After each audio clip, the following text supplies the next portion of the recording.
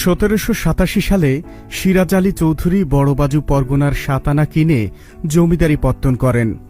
বেলকুচি ছিল সেই সিরাজগঞ্জ জমিদারির রাজধানী। যমুনার কড়াল গ্রাস কয়েক দফায় সেই জমিদারি কেড়ে নেয়। 1921 সালে শাহজাদপুর, উল্লাপাড়া ও সিরাজগঞ্জের থানাসমূহ থেকে 108 মৌজা নিয়ে